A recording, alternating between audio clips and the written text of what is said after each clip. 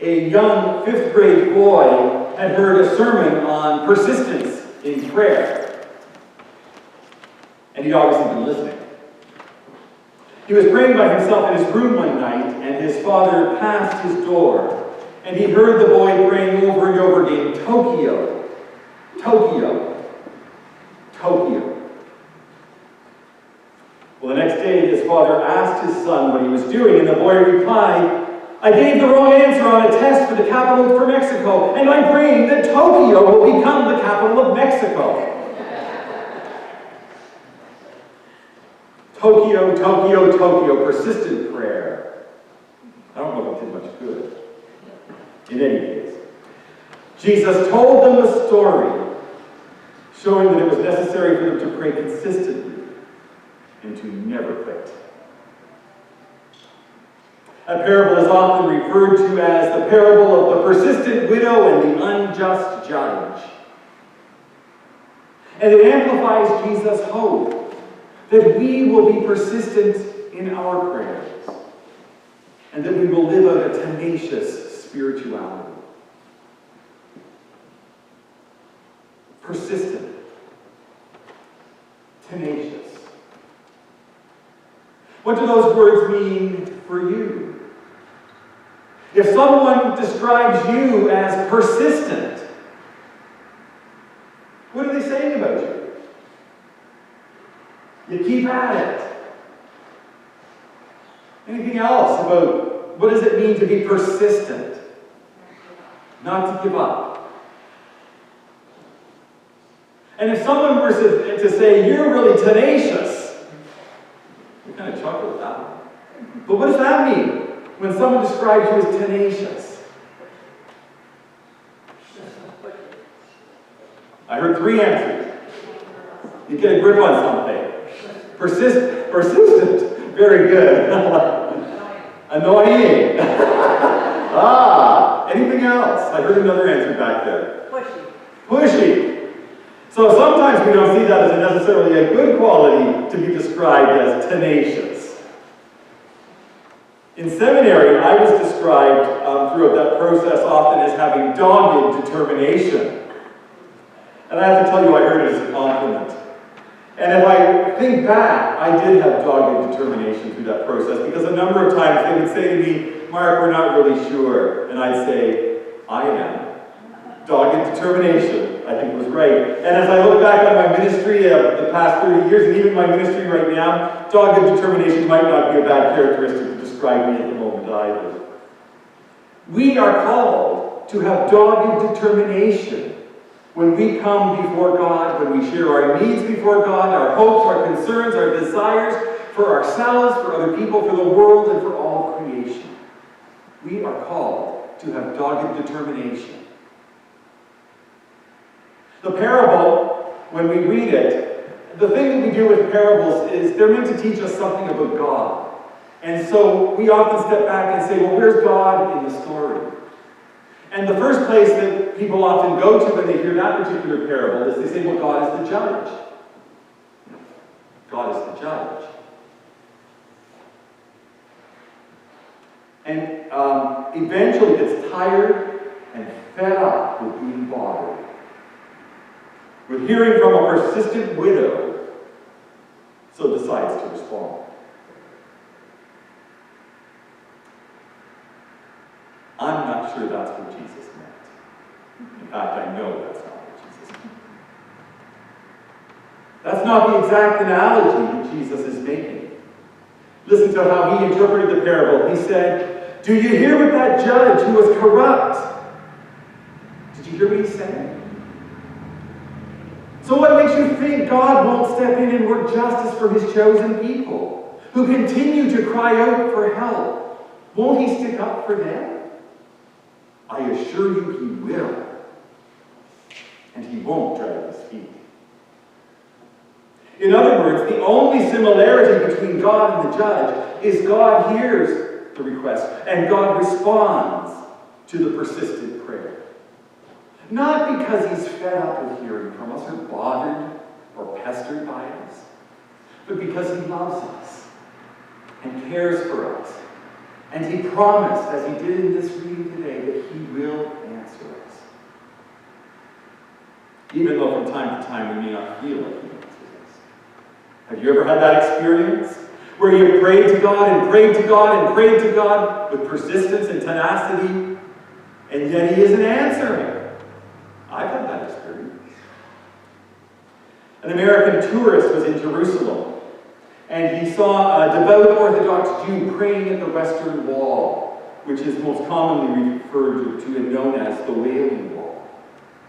He rocked back and forth with his eyes closed. He beat his breast.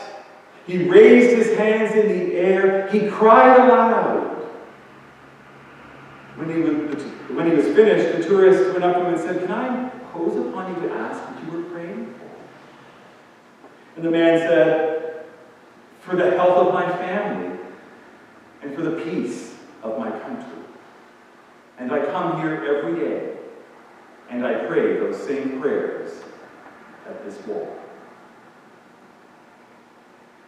Tourist said to him, "So are your prayers effective?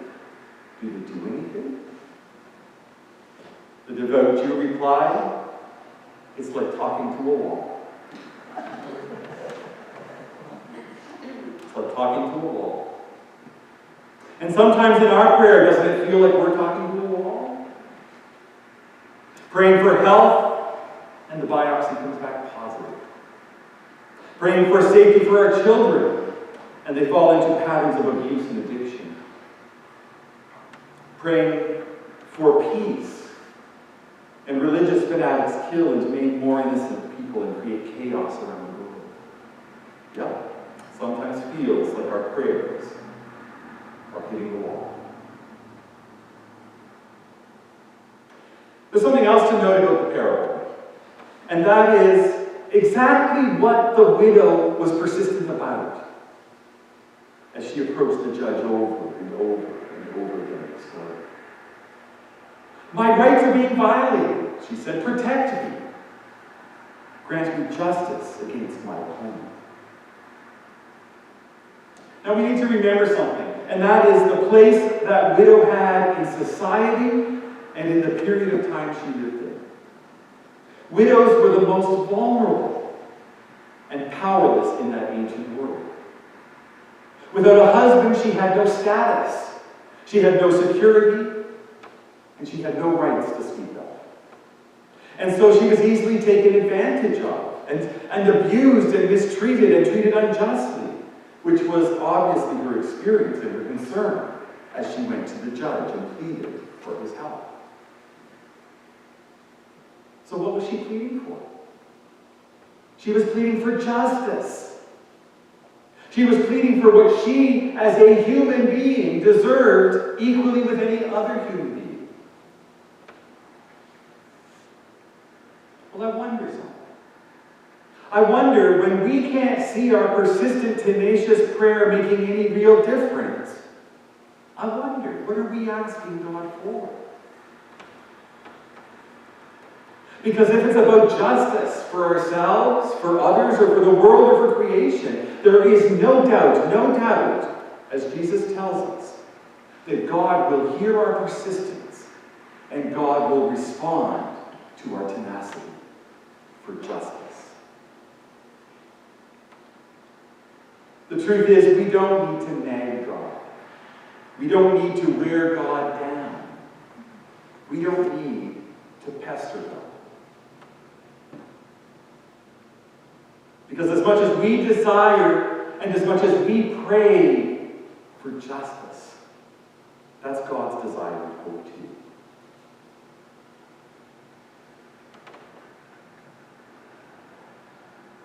That theme of a persistent, tenacious prayer life and a persistent and tenacious faith is echoed in our reading from Paul's letter to Timothy that we heard also read this morning. Here's Eugene Peterson's translation from the Message. He says, "When you look at the world around you, don't let it faze you. Stick with what you have learned and believed. Proclaim the message with intensity. Keep on your watch. Don't ever quit. Keep your eye on what you're doing. Accept the hard times along with the good. keep the message alive, and do a thorough job as God's servants. In other words, Paul is saying to Timothy, persecutions are going to come your way. You will have struggles to keep your faith alive. You will face challenges that may well overwhelm you and tempt you to give up. But my friend Timothy, remain faithful, remain steadfast, remain trusting, remain believing in all that God promises, because God will never, never, never abandon you to the stresses that you experience in life in this world. God will never abandon you in your anxiety that has the potential to pull you down and leave you feeling hopeless and left alone. God won't do that, Paul says. And isn't that potentially us today too? We live in a world where it's not always easy to hold on to our faith. And even more, we live in a world where it's not easy to be tenacious in our discipleship as followers of Jesus Christ, persistent in living out that gospel message of the kingdom. We feel like we're banging our head against a wall, to no or to little avail, leaving us feeling isolated and alone too. But God, through Paul, says to us, be persistent in your faith. Hold on to your faith. Be tenacious in what you believe, and have a dogged determination and trust in what God can do, in what God is doing, and what God will yet do in the future. Paul is encouraging Timothy. Can we hear Paul encouraging us as well? I read another interpretation of the parable that really struck me, and so I share it with you as well. This theologian asks the question, who is God in the story?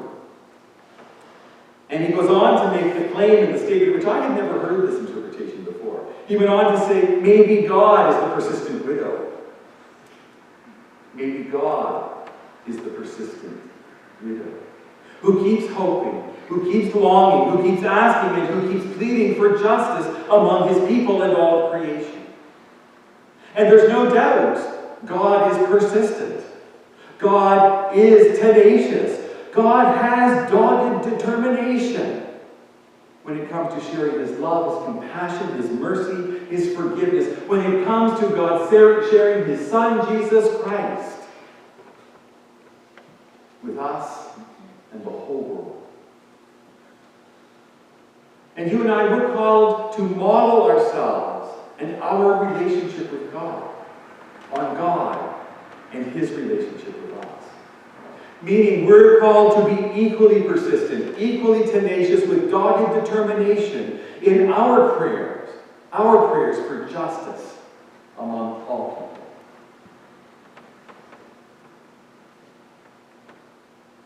Do we have a faith enough that allows us to be persistent, to be tenacious, to have that dogged determination?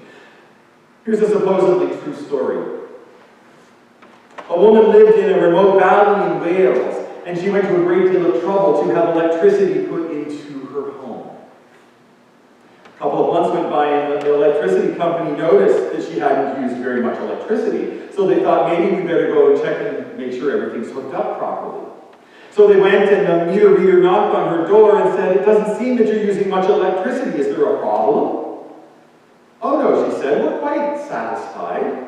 We turn on the electric lights every night so that we can light our propane lamps. And then we switch them off again." Well, why would she do that? Why didn't she make more use of that electricity? She believed in electricity. She believed the promises of the electricity company. She went to a great deal of effort and expense to have it wired into her home, but she didn't understand the potential electricity had in her home, so she used it sparingly.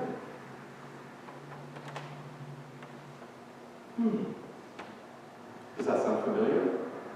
When it comes to our spiritual lives and our opportunities to pray, doesn't that apply? We believe in prayer. We believe what the Scripture promises about prayer. We believe in the power that God makes available to us in prayer. And yet I wonder how many of us use prayer sparingly. I wonder. Today we are called to be persistent, tenacious, to have dogged determination. Let's resolve today not to pray reluctantly or sparingly or as a last resort, thinking we're bothering God or pestering God. God wants us to bother Him.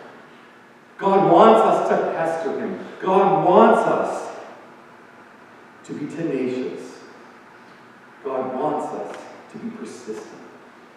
God wants us to have dogged determination. The last line of that gospel reading always catches me every time I read it. Every time. And it's the question Jesus asks. And we all have to answer it for ourselves. Jesus asks, "But how much of that kind of persistent faith will the Son of Man find on earth when He returns?"